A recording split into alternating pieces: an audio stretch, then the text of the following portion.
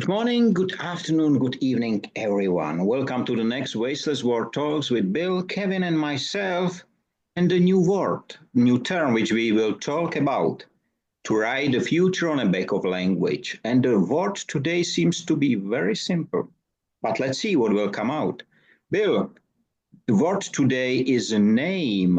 And my question to you is, if you close your eyes and you hear the term name, what came first to your mind, please? 10 different directions. Name is the name that I call myself, but it's more than Bill. It is how I see myself. It is who I am. And I want to have a good name. I want to have a name that helps people, a name that opens doors, a name that comforts. That's the name that I want. That's interesting. What about you, Kevin? I was thinking about actually how fundamental a name is. But in English language, we see it one way because we don't have cases. But learning Russian, where they have 6 cases, the names change. So a name as simple as Anna, there's actually 6 ways to say it in Russian, depending upon the usage of the word itself. And for me, this was such a shock that you can have something as fundamental and as, in English, as rigid as a name. It's much more flexible in other languages. And this is a really hard thing to come to terms with, because a name defines a person, but that definition changes in different languages. And not only that it has 6 cases, but generally you can turn the name in a, say it in a way which is more polite or more like love to someone. You can make it, you can say Anička, which is a small n, but you say it with one word. And in Czech, and I think it will be same in Russian, we have a different term for naming a living something, human or animal. So we say jméno, which is a name, really name. But then if we speak about an object, we say, we don't use the term name, but the term název. So very different word, and we separate it. But in English, it's one. So whether I name country or I name Bill or Kevin, it's still the name, but not in our language. So it's quite interesting how it came. And one more interesting thing, you know, name is something, and this is the first word in our 3 years, which we have been given at the moment of our birth. It's and for me quite interesting. I just had a last week discussion with my mom, and she said, "You shouldn't be Michael. Your name," and we agreed on that. Your name should be John. But at the moment when you was born, and I look into your eyes, the name Michael came to me, and I just changed my mind. And Michael with E at the end, it was very unusual at the time. We all has been Mike as A-L at the end, but not Michael. So it was very unusual, but something tell her it's not John, it's Michael. So it's really interesting. Do you know why? Why, John? My mom wants to have 5 boys. My brother is called Vladimir, and she probably has John. It's in Czech, it's Honza. It's a very common name. It's a very common name. It's Jan or Honza. It's one name, but you can call it with 2 different names generally, and it's the same. It's strange. Jan, J-A-N, but the same is Honza, which is H-O-N-Z-A.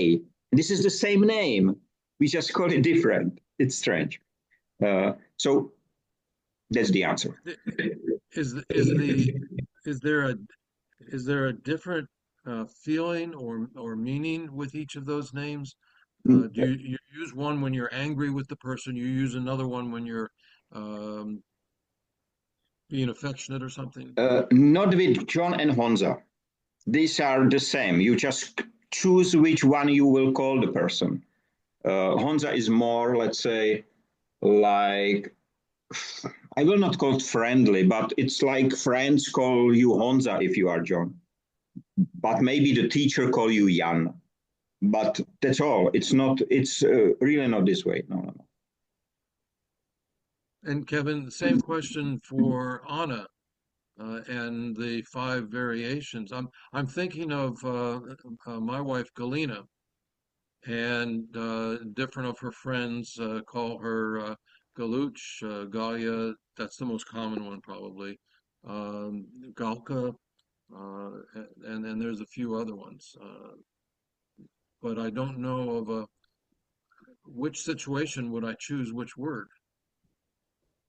I think that I was talking to Anna, and when she was young, her mother called her Anya because the other cute name for Anna in Russian is Anushka.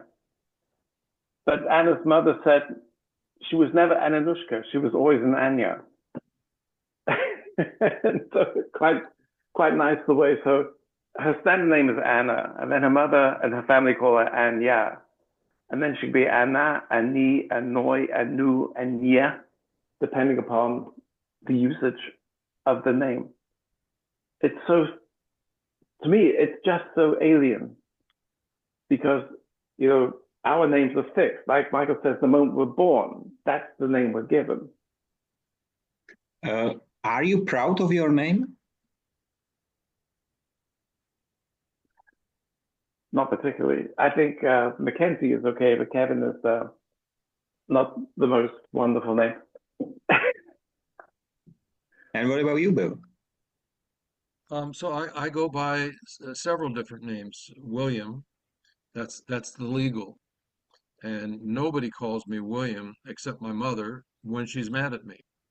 Um, and then it's the full name, including the middle name. So William, and then there's Bill and Willie.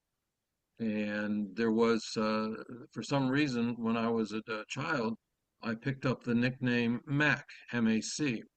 And some people might think that that's because McClain is related to Mac, but my dad said when you were young, you've always had a big barrel chest, like a truck driver, and all truck drivers are named Mac, so it stuck. So when somebody is addressing me, if they call me Mac, they're family. That's because that was only when I was young. If they call me Bill, then I met that person in high school or college or business world. It's quite strange because I was named Michael with E, but almost not even my mom called me Michael, which sounds in Czech. She called me Michal or Misha, which is abbreviation, which is common in Russian. Misha is quite a common Russian name as well. But not even my mom called me by this official Michael. Very few people I do remember call me this way. My wife's father's name was Misha also, Mikhail. It's interesting with the source of names. You think just looking at America and the distribution of English names, French names, Spanish names, you can almost draw lines through the country on it. But the one interesting word I was researching a while ago, which is really hard to find, nobody's quite sure of the origin of the word or the name. And that name is America itself. Americus Vespucci, an explorer in 1500, 1600, something like that. Americus Vespuca. I'm guessing on that. Probably Spanish or Italian explorer. Okay. And isn't another name for America is Colombia? Yeah, that's fallen sadly, badly out of favor since the history of the Vikings told everybody that Columbus was not the first one to discover America. It was the Vikings 200 years before that. and now we're finding archaeological remains in North America and South America that indicate that the first people may have come almost 1,000 years before that from um, the area around Indonesia. Do you know why they have not settled in America? Who has not settled in America? The Indonesian and the Vikings. Why they did not settle? There were a couple of settlements, but they only lasted like one generation or something. It was the Immigration Pact. They couldn't get green cards. Very possible. You know, the history repeats. The history repeats. Oh, history repeats, especially for those who don't know it. That's true. The Vikings called America Vinland. I was told it was Vineland. It's the same thing. Vineland, yeah, I was using, Vineland is the English version. But interestingly, New York, York is a Viking name. So at least there is some consideration of Vikings, even though it came via York in the UK. You know, we have names for everything, including countries. What will happen if we delete this?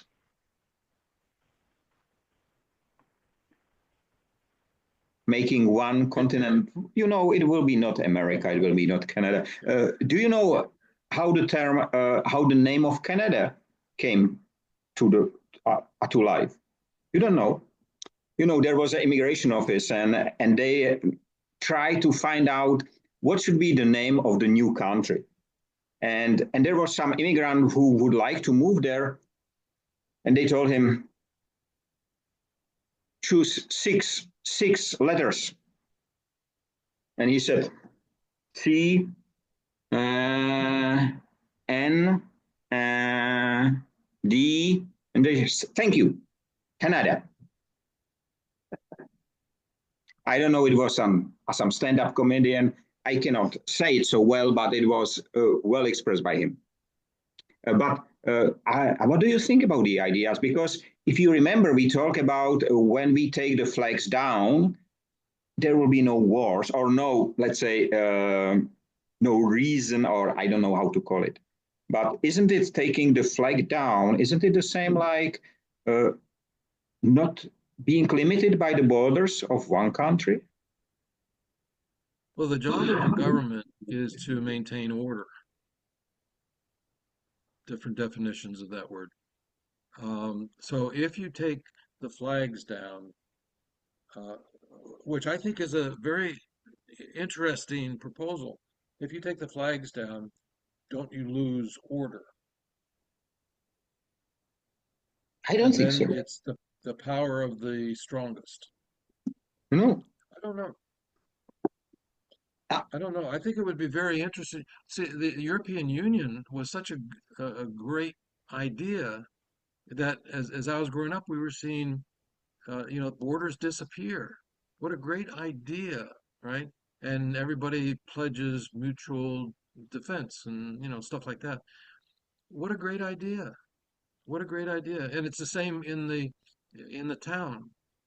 Right now we have fences or hedges between properties. So my house is separated from the next house by a fence, by a physical, it's the same thing as the border. And if we took those down and everybody pledged to chip in and support, then next week my neighbor might mow my grass. And then sometime when I'm feeling better, stronger, I will mow his grass. And when he's painting his house, maybe I go over and assist him. But right now we are isolated, right? And we work hard to stay isolated. Just yesterday there was the conflict India-Pakistan, and they fight over Kashmir. So a piece of land full with mountains. Generally, there is almost nothing in Kashmir, but it's for 70 years. It's a point to which they are fighting. above. And originally it was independent country. Same like, for example, Bangladesh was part of Pakistan. I didn't know it till today's noon, where one of the speaker on the noon discussion says, but it was part of Pakistan. Then they separated. I just wonder if we will eliminate these clashes, these fences, these silos. I think we can work together. There will be all the time people who cannot.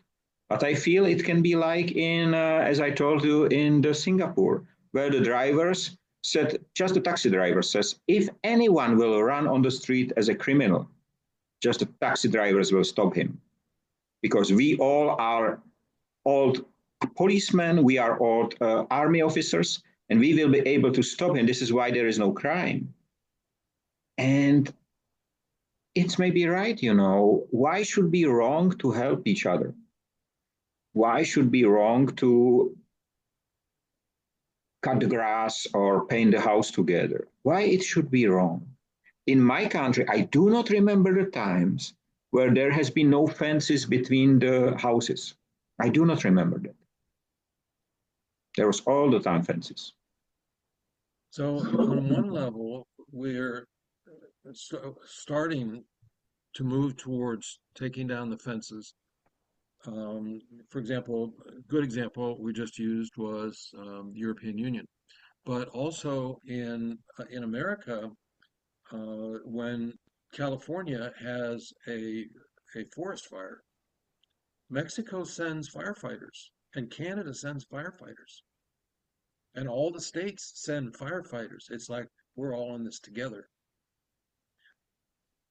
How do we get that feeling more often? You mentioned European Commission. I think Kevin and me see European Commission with slightly different eyes. Don't you, Kevin? Definitely. Since the European Commission has come to power, the borders have gone back up. You can't travel to Germany without a passport any longer. And it was never united Europe. It was never like that because we have hundreds of years of separated countries. So we have never become a united Europe. It's just pretended by the Commission and Parliament, but it was never the reality. I do remember just shortly, Czech and Slovak Republic has been separated in 1992. Till then, we have been one country since 1918 generally. So for not even 100 years, 80 whatever, 84. But after the separation, I went with one of my boss from Israel. I went with car through the Czech-Slovak border. There is a highway, not a problem. But the Slovak officers has still the old uniforms. It was like a goosebumps all over my body, which I was not able to explain to the Israeli guys, but it was so strange. I feel like going into prison. That was very strange at the time. But as Kevin said, today, if I would like to go to Germany, I need passport again, a passport and so on. So I think I think that it was never united. It was just pretending to do something to create a big office with 70,000 officers, which get well paid to waste the money. That's my opinion. So, but that's what giants do. I know. They look for a no-ject, your word, and they build the power, and they add people, and they raise the rent that all the countries have to pay, so that they can have a big power. So in my mind, the question is, how do we reverse that? So in a company, when in a you know a company, a manufacturing company, say, if the leadership, if the giants of the company are not, uh, if they don't really know how to handle culture, right? Then there is a series of silos. People cooperate less, They're defensive, um, and that's sort of where we are as a world, isn't it? A bunch of silos like inside a company. So how do you get rid of the silos? There's lots of business books written about this one. How do you get rid of the silo? And oftentimes you can't do that unless you have to change the culture. To change the culture, there's a couple people that have to leave, and the person at the top needs to lead the culture change. And the new values need to be expressed over and over and over, from everyone from the guy at the top to the guy on the assembly line, because this is who we are now. And so, how do we reverse that for? Kevin, you want to add something? No, I was just coughing. But actually, I agree with Bill. I was just thinking about the reason behind this. And from a zoologist point of view, if you look at this strange species that seems to dominate the planet, it's very tribal and very territorial. And so everything we set up, every kind of organization, whether it's a country, whether it's a city, whether it's a business, whether it's a sports team, we fit our tribal, we base it all around our tribal models. So, for example, I was reading that the ideal human hunting group was around 12 men who would go out hunting, which is why field sports, football, rugby, American football, all of these things are so popular is because they still keep roughly that same number of men. But instead of going out hunting, now they play sports instead. Interesting. And I do remember a very interesting project in which renaming, so changing the name, was completely changing the structure or the feeling in a company. I mentioned it before. I think there was a machinery production company, and every machine has a number, ID, whatever, long number. So if the workers go, they go to this number they are assigned. But we proposed to the company owner to rename the machine according to Czech castles. We have a biggest number of castles in the world probably, and so we have a lot of. So, and that was interesting change. You know, the same people who work on the same machine, when they go to pub and said, I was today in Krivoklad, which is one of the big castles, and everybody was proud. And tomorrow I will be on Karlstein, and that's the next one. And the people become proud of the place where they are in. And I think this is what the name can deliver. You know that I fight for Industry 5.0 as a term. I have the right to do it because I'm the author, but it's quite interesting to see how people change when they realize what is the content. But it needs explanation, of course. But I think that maybe even the name, really finding the right name, can put the flags down and borders down and fences down and everything. Just we need the right name, which I don't know whether we lost it or whether we never have it. I don't know. It's an interesting interesting topic, and somehow I can see. So, for example, in the sports teams are called by names that allows them to identify with some group or some idea. You have the lightnings, and you have the dragons, and you have the right. However, here's what's bothering me. Something recent in the news bothers me, and that is when certain people in the U.S. government suggested renaming, like the Gulf of Mexico, we'll rename that to be the Gulf of America, because look at a map, it makes more sense. And this whole thing with making Canada the 51st state. Now we have just crossed, we've just crossed a border, because now this I am proud of my team changes into I am proud of my tribe, and all of the negative vitriol that surrounds the word tribe comes into play. So I'm initially attracted by the thought of naming the machines by the castles. That's neat. I think that's similar to naming the football team out of Pittsburgh the Pittsburgh Steelers, because we made steel in Pittsburgh. I was born in Pittsburgh. So we made steel in Pittsburgh, so Steelers is something very, very strong. Yeah, interesting. I'd like to pursue this a little bit further, because with all the political garbage, is too kind of word, but with all the political garbage that we are surrounded with today, we should be spending a lot more time figuring out how to get ourselves out of this one. Yeah, because names quickly become labels. Labels. Oh, I love that.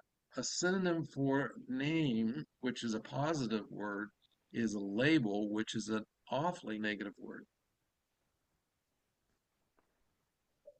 That's interesting, because a label is usually, at least in my country, label and brand is the same. Really? In England, if it's something which is assigned to you, which is why Bill is saying it's so negative. So you're labeled a part of this, or you've been labeled that. So it's something which is given to you by other people. Don't label me. Yeah. That means don't put me in a, don't assign me to a tribe. I think, right? Don't, right? Yeah. In Czech, we say a sentence, name it, name the problem. This is what we say. If there is a problem, you should describe it. We say name it. Pojmenuj this problem. And I think naming someone or some problem, is this used in English as well? Naming. Yes. So the term as a base is name, and then I make naming out of it. Name this. Or is it common, or is it just again Czech? It's very Czech common. language? In fact, that's what you said, Michael, when we first started talking about waste, is the first requirement is to be aware of it. We need to spread the awareness, which is the same thing as putting your finger on the problem, or is the same thing as labeling it or naming it, right? Okay. I know it's so interesting, and usually in every hour discussion we try to find the opposite term. Is there any opposite term to name? I think it will be same hard as to the stone, which I think we did not found any. Not sure, but I don't think so. So one of the complaints of minorities, at least in that my familiar, is they'll say, I'm invisible, right? You don't even see that I'm here. You don't speak to me. You don't say hi when we pass. I'm invisible. And maybe that's the opposite of naming. When you name something, you assign values to it. And this is how I'm going to look at you because I've named you, and if I'm invisible, then the names don't exist. I take out of your sentence the assigning a value. Naming is assigning a value. It's so interesting, because this is exactly labeling or branding. It's assigning a value. I think it's also interesting the way language changes names. I've heard this really funny thing from America where the raccoon is now being referred to more commonly or more often as a trash panda. And I'm not familiar with either one of those words. What is recruit? Raccoon. No, raccoon. A raccoon? Yeah. The animal with this black. A raccoon is being referred to as a trash. Panda. What is the word pander? Boy, I feel like I don't speak English. No, trash panda, the Chinese bear. Panda bear. Panda. Okay. Trash panda. Okay, because the raccoons knock over your trash can and make a mess. Yeah, somehow a really good renaming of something. In in the UK at the moment, Teslas have been renamed swastikas. I heard that. I get a kick out of that one. You know, Tesla, I know we touched it up before. I don't think they will recover. There is such a big damage already. They will recover, so they will really survive. I don't think so. It's quite interesting, the development in the a car manufacturing world. There was a Vietnamese car manufacturer, I don't remember his name, quite famous in Vietnam. They started to export to Europe. They created showrooms, everything. And just now they're closing everything from one day to another, leaving back, because they said there is no chance to sell any cars, any electric. I think they did electric, if I'm not wrong. So they close everything. And can you imagine, you are the owner? No repair, nothing. So no obligation. And it's the same with Tesla. Today, repair Tesla in Europe, in Czech Republic, you have to go to Austria. And even there, you will wait for months to get the spare parts. So what sense does it have to have an electric car called Tesla? I didn't know that. That's very interesting. I had thought that brand itself, and put a positive spin on it, and be something better. But if they're closing plants and you can't get parts, that's a knife in the heart. It is. I remember in Europe, I don't know if it's the same in the US, but the most popular sparkling water was Perrier. It's French water in the green bottle with the yellow label. And after they found toxins in the water table where they got it from, and now you simply don't see it anymore. That brand has just disappeared overnight. It still has a good reputation here, I think. In fact, I do not remember that incident. It's just the information block generally. It's nothing else. You know, if there was last week, I think there was the Temu, which is the Chinese shop, which says I will not deliver because of tariffs to US, but I will redirect everything to Europe. And at that moment, the European Parliament and some of the politicians says, what shall we do? Generally, this is redirecting a trash from one location to the other. Last week, there was a big announcement that Sumitomo Corporation, which is the second largest, not Sumitomo, sorry, taking back this information, the Japanese government agreed with Malaysian government that they will store, the Malaysian government will store carbon emissions collected through the direct carbon storage in a liquid form, and they will deliver it to Malaysia, and it will be stored underground. We are doing that in the world where international waste trade is prohibited, but it's booming, same like alcohol sales in the time of prohibition in the US. Everybody is doing, and Czech Republic, we receive trash from Germany, all illegal. They just dump it in some garden and they don't care. And we are doing it right now. You know, we just, and this is greenwashing. We use terms and names which sound so good. Green Deal, wow. But the interesting part is that the first word, every time, the first or first two words, when there are three, are all the time there to make you blind. Green is good. There is nothing wrong. But the reality is covered by the second term, which is in this case deal. There are drugs dealers, and they are exactly the same. It's a deal. It's trade. It has nothing to do with environment. So the first term is just to pretend, and the second is there to show the reality, which nobody will see because they will concentrate on the first term. And this is a question. We have two names usually, first name and second name.